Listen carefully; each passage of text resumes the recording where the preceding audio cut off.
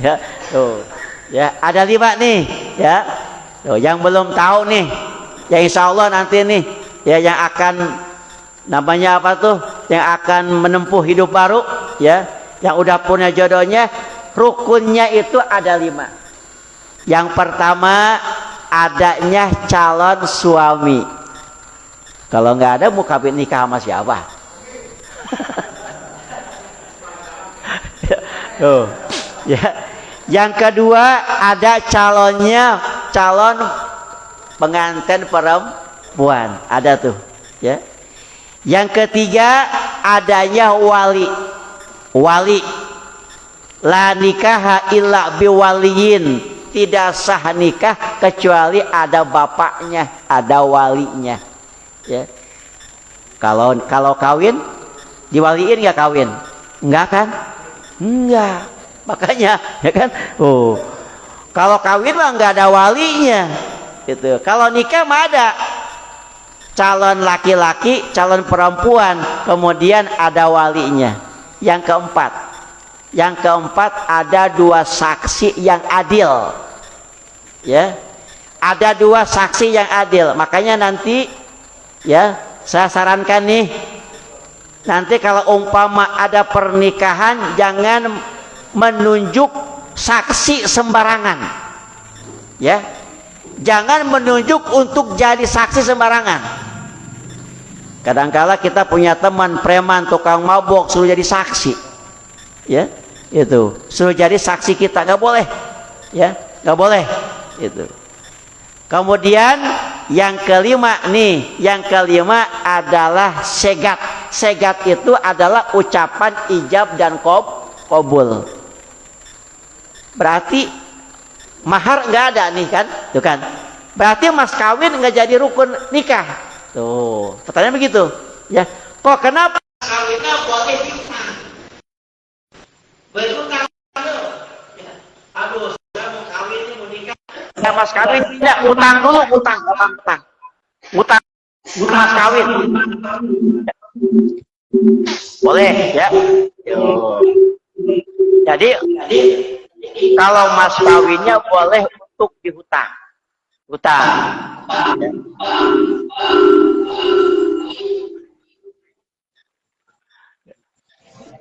Ya, terlalu.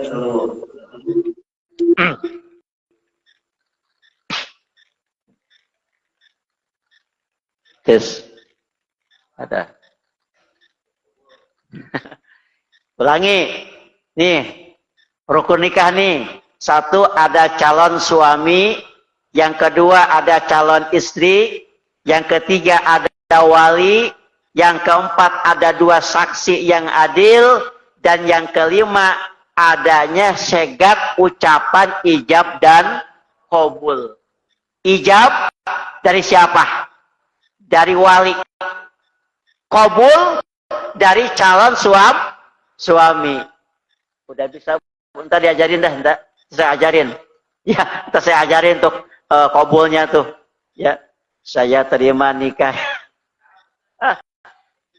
kita gampang, ya. Oh, iya, qabul itu nikah wajib itu bimari mazkur, udah, ya.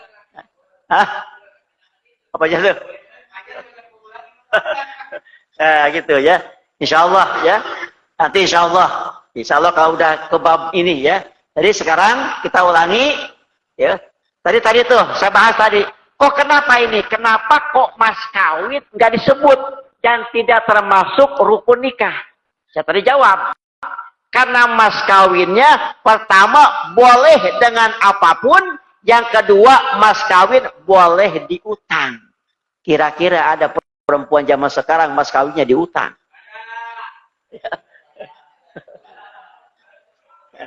Tuh. Yang kedua, saya jelaskan nih, mas kawin itu untuk menentukan seberapa harganya itu perempuan. Adanya di mas kawin. Ya. Kalau umpama mas kawinnya 2 gram emas, berarti harga perempuan seharga begitu. Ya. Ataupun umpama kata Nabi kan begitu. Walau min hadid, walaupun umpama cincin dari besi, sah untuk dijadikan mas kawin. Tuh. Ataupun tadi bilang saya, ataupun bisa dengan jasa. Kata perempuannya begini bang, gini aja dah. Saya mah minta mas kawinnya begitu udah ijab kabul, saya minta digendong ke kamar aja. Digendong ke kamar. Sah itu, sah. Iya, jasa itu. Ya, itu. Tuh. Ya. Ada di kitab fikihnya ada. Ya. Jadi begini, sesuatu yang ada harganya boleh untuk dijadikan sebagai mas kawin. Pertanyaannya, sendal jepit kira-kira boleh nggak buat mas kawin? Boleh. Kalau perempuannya mau, ada harganya. Kecuali sebelah. Nah, ya, sebelah mah nggak berharga, berarti nggak boleh. Ya, nggak boleh. Tuh. Tadi lagi, mas kawin boleh diutang, boleh. Kalau mas kawinnya belum tuntas, si suami tidak boleh tidur dulu sama istrinya. Kenapa? Mas kawinnya diutang. Bayar dulu, bang. Ya kan? Iya. Bayar dulu. Iya kan gitu. Sebelum dibayar nggak boleh. Ya. Karena harganya ada di mas kawin. Ya kan? Hah? Berarti udah ridho dia. Ya, dia pun umpama pas kawin masih diutang, ya kan? Ini misalnya kalau umpama istrinya, ya, apa namanya itu, ngeyel istilah kata bahasa kita, ya kan? Itu lunasin dulu itu pas kawinnya, baru abang boleh tidur sama saya, karena harga si perempuan ada di mas kawin. Nah, di dalam kitab fikih dijelaskan, bahkan dalam kitab hadis, ya sebaik-baiknya perempuan calon istri adalah untuk meringankan mas kawinnya kepada calon suaminya.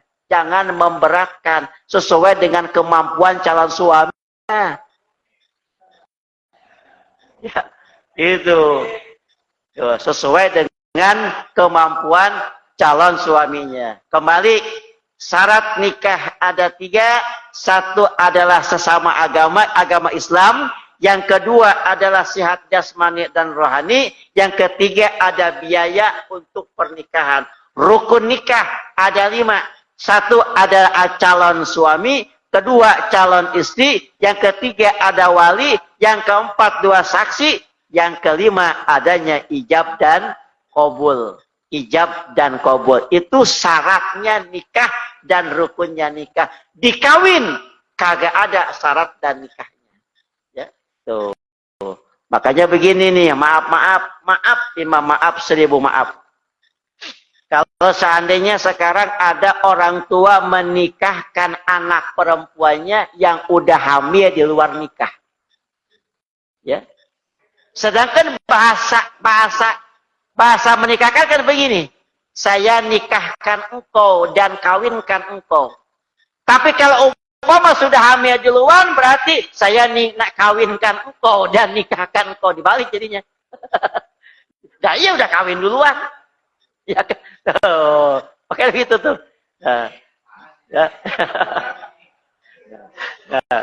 Nah, kemudian kenapa Allah dan Rasul menganjurkan untuk nikah? Yang pertama adalah untuk menjaga keturunan.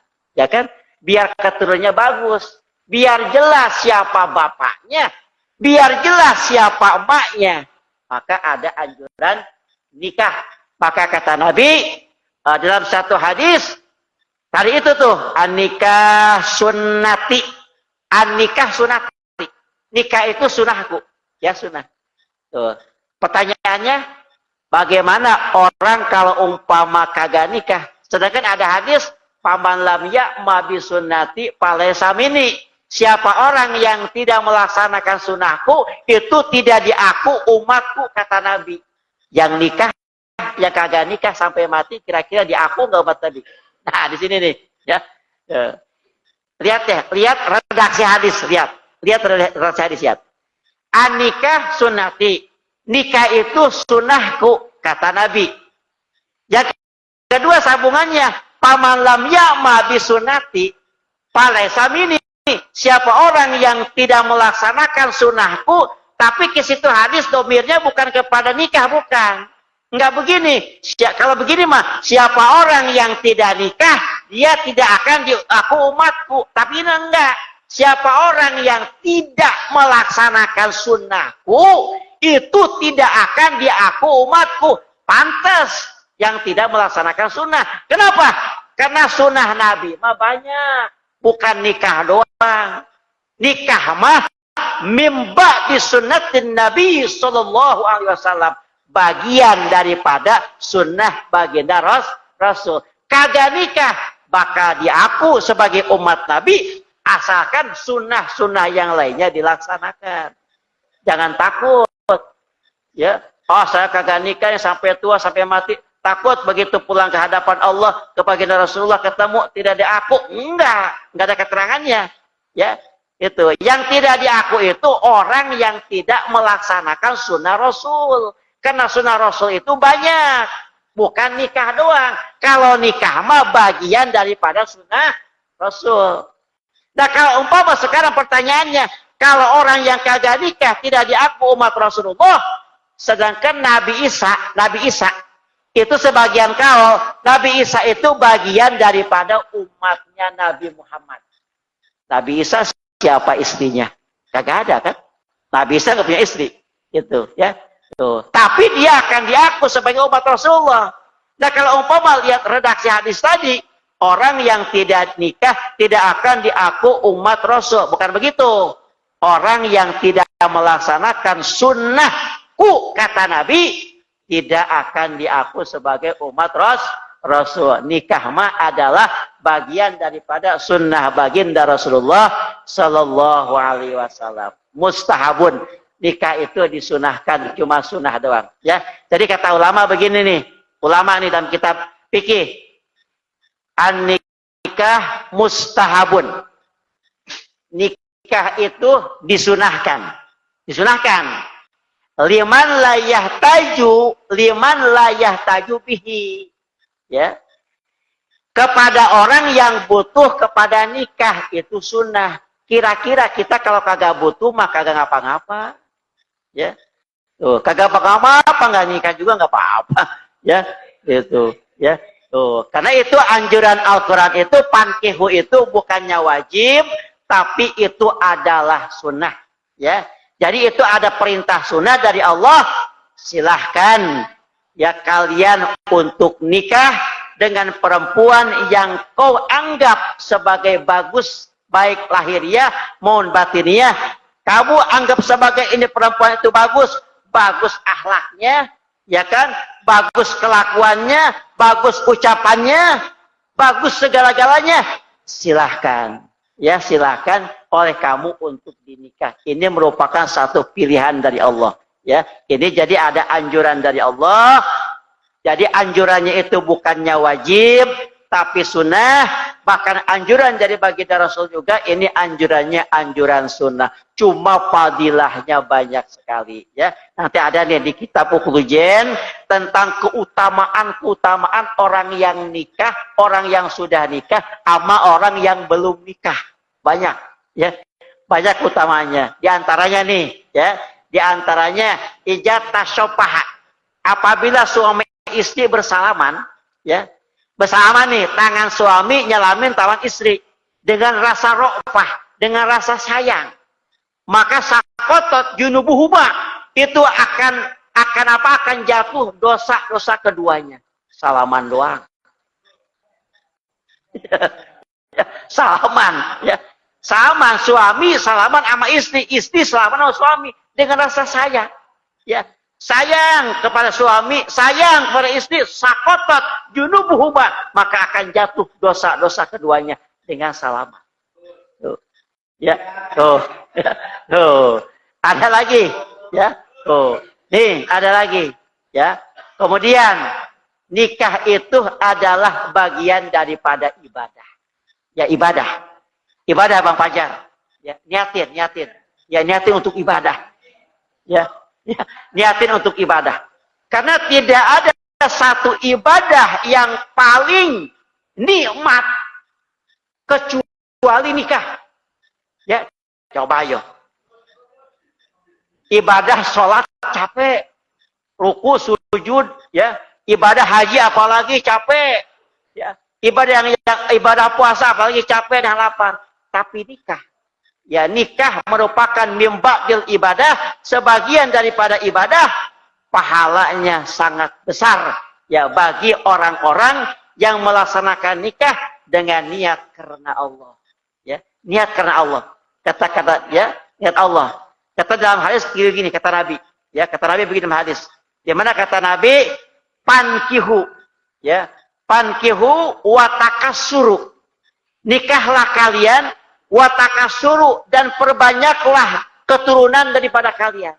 Fa inni mubahimul lakum bikasratil umam yaumal qiyamah. Kata Nabi, saya bangga dengan umatku yang banyak keturunannya. Nanti dia kiamat bangga nanti, ya. Di yaumul kiamat nanti dalam mahsyar Nabi bangga melihat umatnya yang begitu banyak dengan sebab ada pernikahan. Anjuran tuh, ya.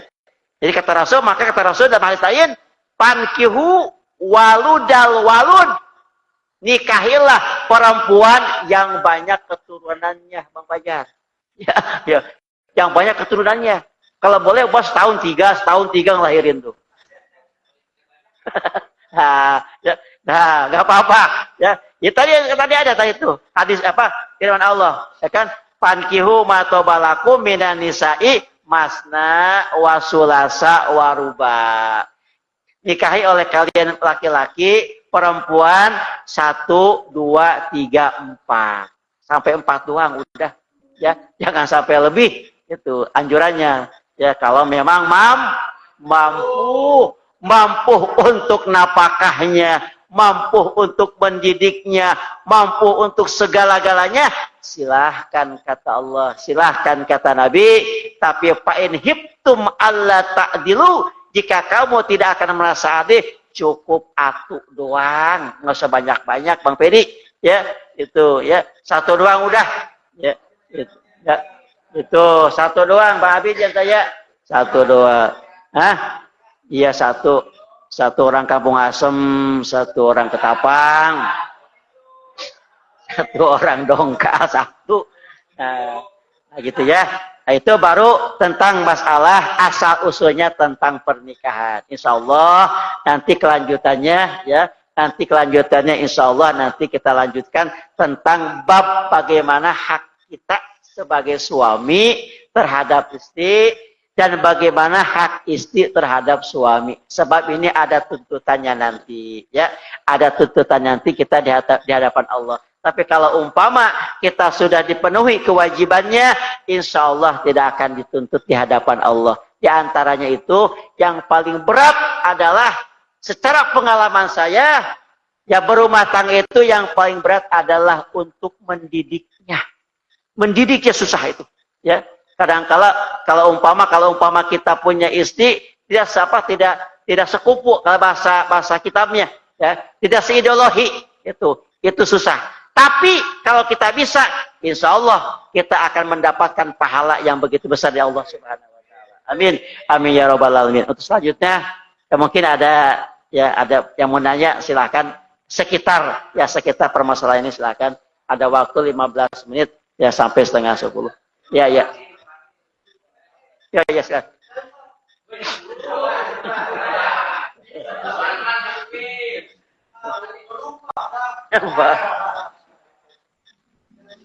Assalamualaikum warahmatullahi wabarakatuh. Alhamdulillah, terima kasih Pak Ustaz karena saya diberikan untuk bertanya.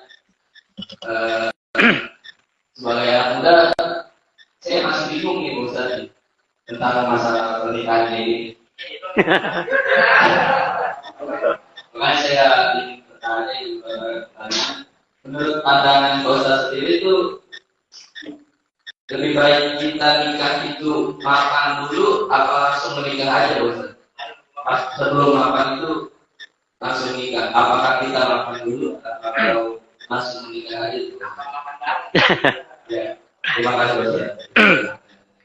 Ya ini ya. Ini satu pertanyaan yang sangat ini ya. Jadi pertanyaan tadi, apakah kita nikah dulu, apakah kita mapan dulu? Ini mapan dalam segi apa itu mapan? Apa mapan apa ngebalok ini?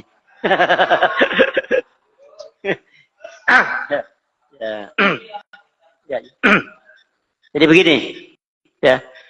Kalau memang kita mau menunggu mapan dulu, asal kita bisa ihtirazun nafsi, bisa kita menjaga diri. Ya kan, bisa menjaga diri baik dari pandangan kita, ya, dari hal-hal pandangan kita yang akan menjerumuskan kepada yang namanya muqaddamatul jinah. Karena pandangan itu lahir dari syahwat, itu akan melahirkan muqaddimah jinah. Makanya kan adanya nikah itu supaya jangan sampai terjadi perzinahan, ya. Tapi memang kalau umpama kita kuat menahan syahwat kita, menahan godaan kita, sampai kita untuk menunggu agar kita untuk mapan dulu, ya nggak apa-apa, ya nggak apa-apa. Tapi ingat sabda Nabi bahwa an-nikah itu tajlibur rizki. Nikah itu bisa narik kepada rezeki. Siapa tahu begitu kita udah nikah, kita lebih mapan lagi, ya kan? Lebih mapan lagi ke sana, gitu kan? Ya, sesuai tadi itu kan kata saya itu, di mana hadis Rasul itu yang harus disegerakan itu apabila sudah ketemu jodohnya, yakin ini merupakan satu pilihan kita, pantihu, silahkan untuk segera nikah. Takutnya tadi itu, takut terjadi kemaksiatan. Tapi kalau umpama kita bisa ikhtirajun nafsi, bisa kita menjaga diri, nggak apa-apa. Kita kalau umpama kita cita-cita belum tercapai, silahkan aja. Ya kan? Kan bilang bahwa nikah itu merupakan satu sunnah, bukan satu kewajiban.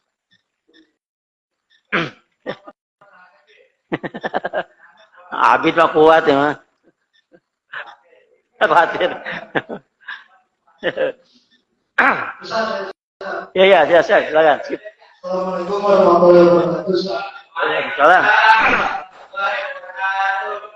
Saya mau tanya Ustaz, tadi kan apa hukumnya ya menikah dengan non muslim Ustaz?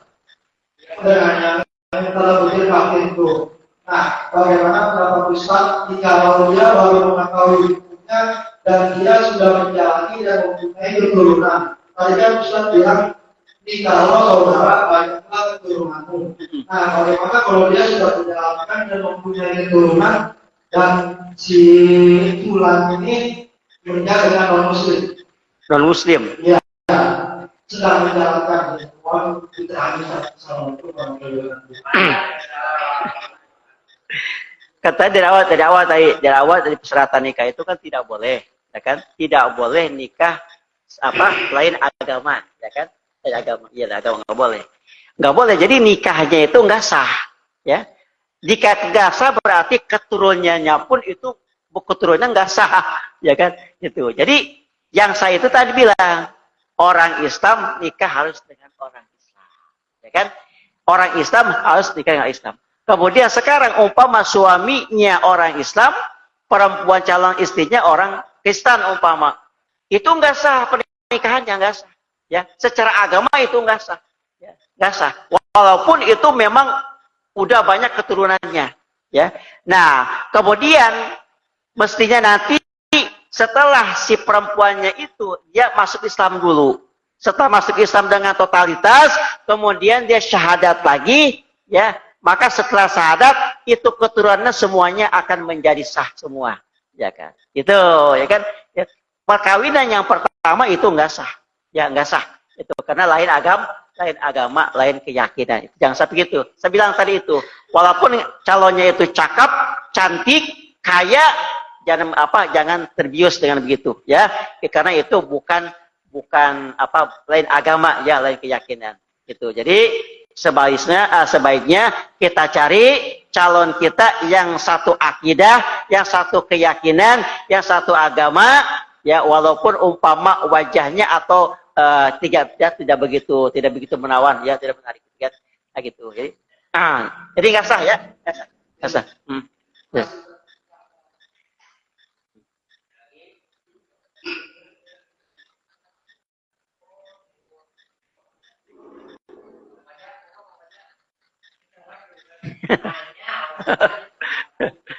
Ya. Ya.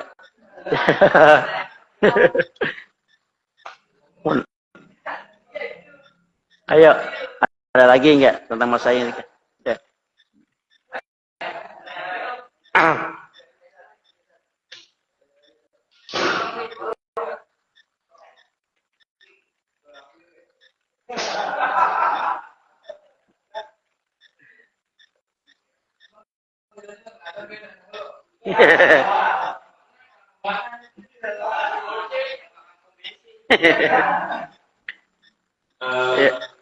Ya, ya, ya, ya, siap. Kan kalau sebenarnya ikannya harus disegerakan. Ya. Nah, mungkin kalau misalkan ya kita mau segera, cuman kita tuh ya takut pas kita udah nikah itu memiliki apa, pemikiran yang lain gitu Ustaz. Kalau udah nikah kayak fine-fine aja gitu. Nah pas dari itu baru tahu sifat-sifatnya, jadi buruknya itu Ustaz. Itu gimana? Gimana ya Ustaz? Cara kita ngadepinnya. Iya, kan begini ya. Jadi begini, makanya kan ada istilah kata ta'aruf, ya. Ada istilah kita ta'aruf. Ya. Ta'aruf itu artinya kita pendekatan, ya PDKT lah, ya kan. Pendekatan dulu tentang menanyakan tentang sifat-sifatnya dulu, ya kan. Sifat-sifatnya ini si calon ini kira-kira nih, ya kan. Bagus enggak menurut calon laki-laki itu, suami itu, ya kan. Kira-kira memang umpama udah bagus, ya sesuai, tidak meragukan lagi, silakan, ya kan? Jadi makanya ada bahasa ta'aruf, saling pengenalan, ya saling pengenalan, itu. Tapi kalau umpama masalah emang problema rumah tangga, mah emang itu mah memang ya resiko emang ada aja, ya kan? Pasti ada aja, ya kan? Ya, itu. Nah kita jadi begini Bang Abid, jadi kita lihat dulu, ya. Itu lihat-lihat dulu ini, atau umpama kita menanya kepada temennya, ya kan? Sama siapa nih temennya nih? Ya saya pengen tahu nih sifat-sifat dia ini, ya. Sebelum saya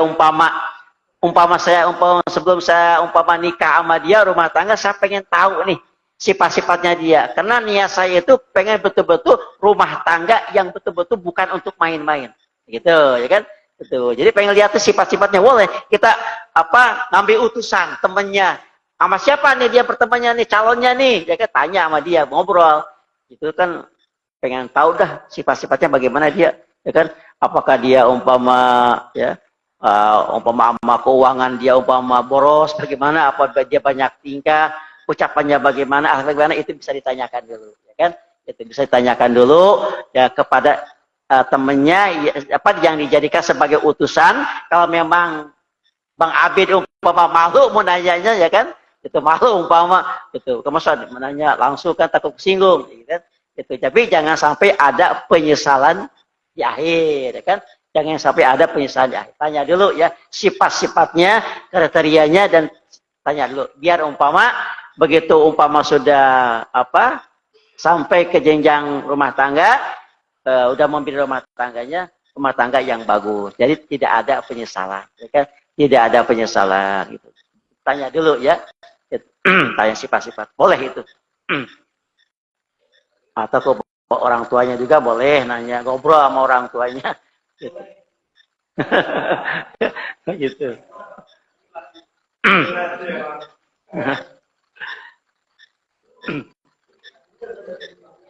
Ada waktu. Bisa sampai jam berapa, Gus? Bisa sampai jam berapa? Setengah 10 ya? Hah? Yes.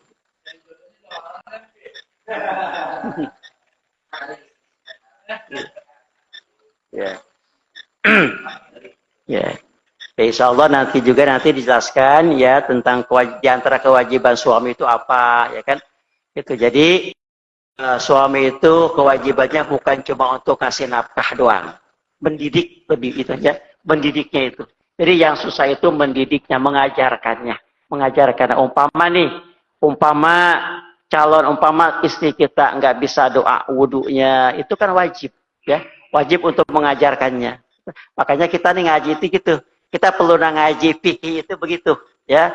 Perlunya kita ngaji fikih itu apabila nanti kita memang ketemu jodoh kita itu orang yang tidak mengenal Islam, gitu kan? Maksudnya tidak memahami, ya, tidak memahami pelajaran Islam, maka kita sebagai suami wajib untuk mendidiknya, untuk memberikan pelajaran.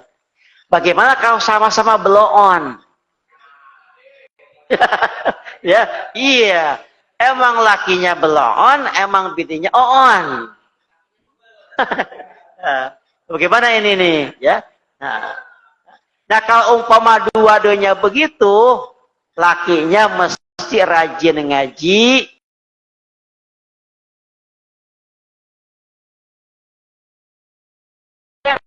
ya, dan biarkan. Kalau umpama disuruh ngaji, umpama dia takut cemburu ketemu mantannya, panggil guru ngaji ke rumahnya. Iya. Panggil guru ngaji ke rumahnya untuk mengajarkan si istrinya itu. Gitu. Kalau memang kita merasa takut, gitu.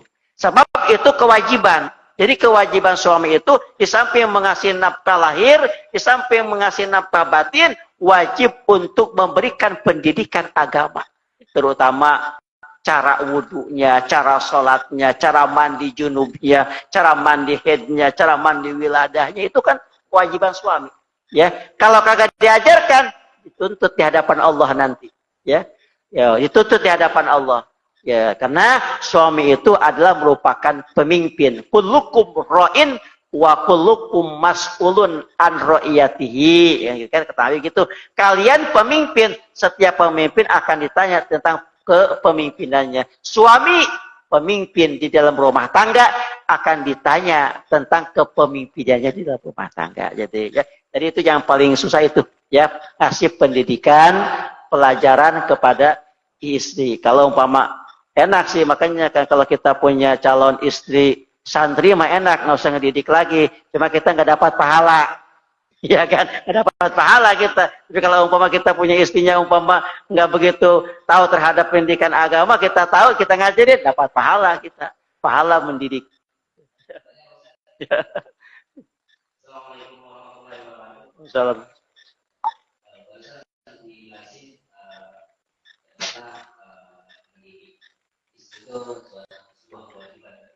Iya. Pertanyaannya adalah apabila suami sudah dididik tapi si istrinya kayak ngeyel atau nggak mau nurut apa yang kita ajarkan, itu pertanyaan curhat. Jadi Ustaz, Assalamualaikum warahmatullahi wabarakatuh.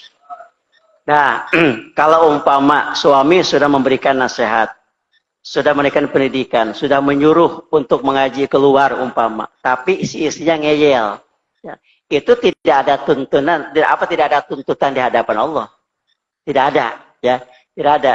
Kalau umpama kita, jadi ada tuntutan di hadapan Allah itu ketika kita membiarkan, ya, membiarkan istri dalam kebodohan terhadap agama, itu. Kita udah nyuruh, suruh ngaji, kita nyuruh, udah dinasihati, udah kita, tapi dia ngeyel, nggak nerima.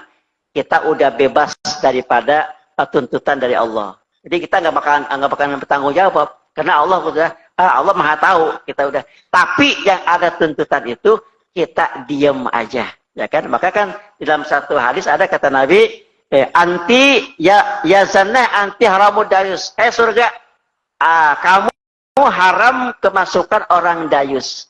Wa ma huwa dayus? Apa sih dayus? Dayus itu adalah orang yang suka membiarkan untuk kebaikan orang lain, ya kan?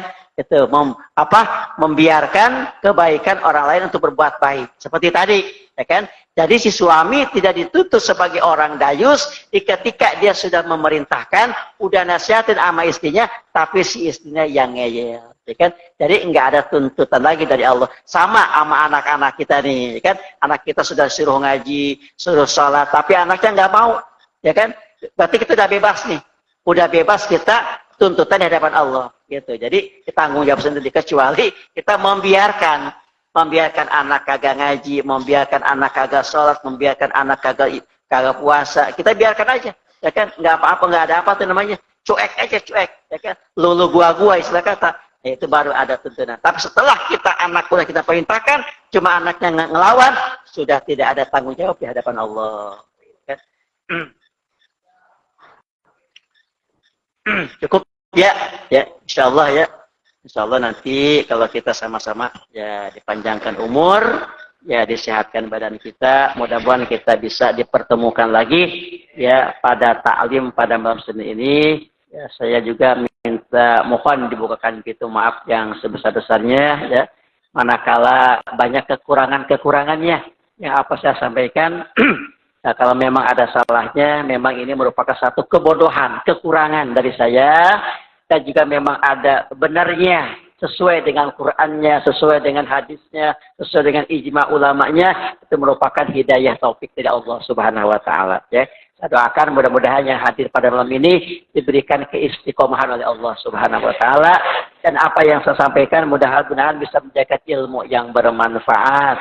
Al-Fatihah. أعوذ بالله من الشيطان الرجيم بسم الله الرحمن الرحيم الحمد لله رب العالمين الرحمن الرحيم مالك يوم الدين إياك نعبد وإياك نستعين اهدنا الصراط المستقيم صراط الذين أنعمت عليهم غير المغضوب عليهم ولا الضالين أستغفر الله العظيم أستغفر الله العظيم اللهم صل على سيدنا محمد في الأولين والآخرين وبارك وسلم رضي الله تعالى عن كل صحابة رسول الله أجمعين بسم الله الرحمن الرحيم الحمد لله رب العالمين حمدا شاكرين حمدا دائمين حمدا يوفي نعمه ويكافئ مجيدا يا ربنا لك الحمد كما ينبغي لجلال وجهك الكريم وعظيم سلطانك اللهم صل على سيدنا محمد وعلى آل سيدنا محمد صلاة تنجينا بها من جميع الأهوال والآفات وتقضي بها جميع الحاجات وتطهرنا بها من جميع السيئات وترفعنا بها إنك أعلى الدرجات وتبلغنا بها أصل الغايات من جميع الخيرات في المحيا وبعد الممات إنك سميع